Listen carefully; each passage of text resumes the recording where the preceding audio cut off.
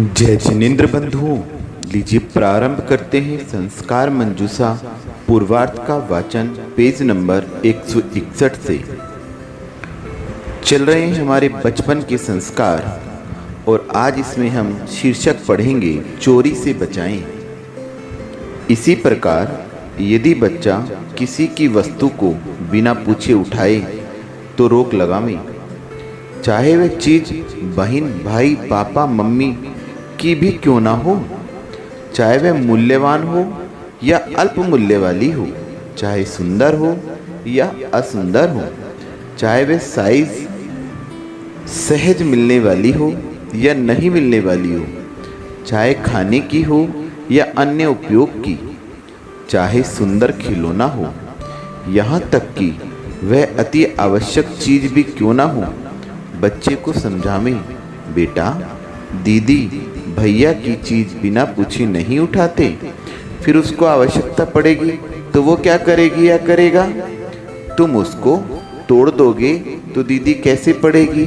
तुम बड़े हो जाओगे तो तुम्हें भी ऐसी ही चीजें दिलवाएंगे आदि कहकर चीज को वापस दिलवाएं। स्कूल के बस्ते को भी समय समय पर देखते रहें, कहीं वह किसी दूसरे की चीज उठा तो नहीं लाया है, और यदि कोई चीज उठा लाया है तो तत्काल उसी के हाथ से जिसकी लाया है उसके घर भिजवा दें। यदि बच्चा झूठ बोलता है तो डरा धमका कर या डर के कारण नहीं बताएं तो हम तुम्हें नहीं मारेंगे नहीं डांटेंगे आदि कहकर सत्य बोलने की आदत डालें। सत्य बोलने पर यदि क्षमता हो तो ऐसी चीज दिलवा दें, यदि शक्ति नहीं है तो उसके स्थान पर उसके मन की छोटी मोटी दूसरी चीज जरूर दिलवाएं जिससे उसका उत्साहवर्धन हो। बच्चे की चोरी से होने वाली हानि, चोरी के फल की बातें बताकर उसे चोरी नहीं करने की प्रेरणा देते रहे। जब वह समझने लगेगा तब संकल्प भी करवाएं।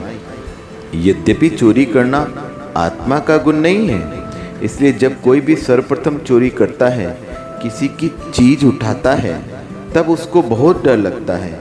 उसकी आत्मा से वह काम नहीं करने की पुकार बार बार उठती है, लेकिन नासमझी में वह आत्म पुकार को नहीं सुनता।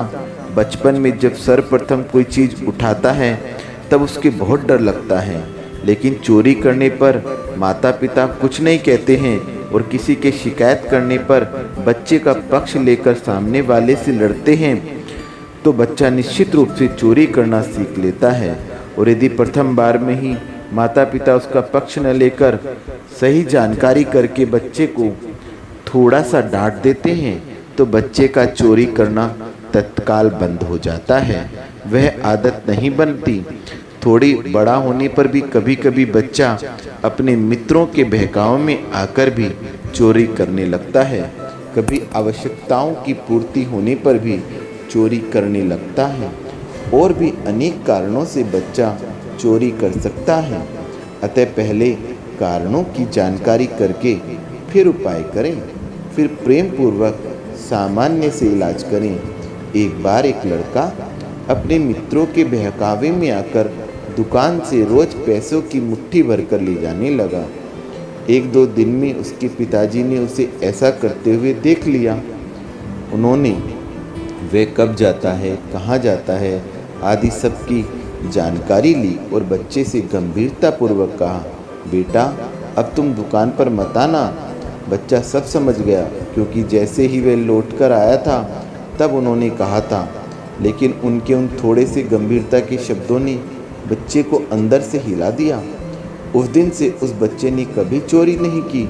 बच्चे का हृदय बहुत संवेदनशील होता है, इसलिए उसको ज़्यादा डांटने की आवश्यकता नहीं होती, लेकिन फिर भी आवश्यकता के अनुसार डांट, सजा आदि भी उचित होती है।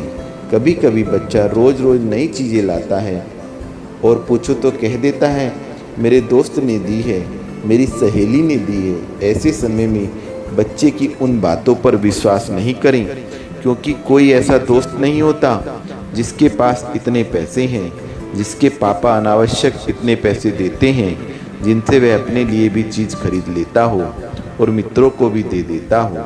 अतः ऐसा करने में निश्चित रूप से या तो आपका बच्चा ही चोरी कर रहा है या उसका मित्र चोरी करके उसको वो शुभ सामान दे रहा है, उस समय गुप्त रूप से जानकारी लेकर प्रेम पूर्वक बच्चे की खोटी आदत को सुधारें। आज के लिए इतना ही वचन गुरु माँ विज्ञानमती माता जी के चरणों में सत्संग। वंदामि गुरु माँ, वंदामि गुरु माँ, वंदामि गुरु माँ।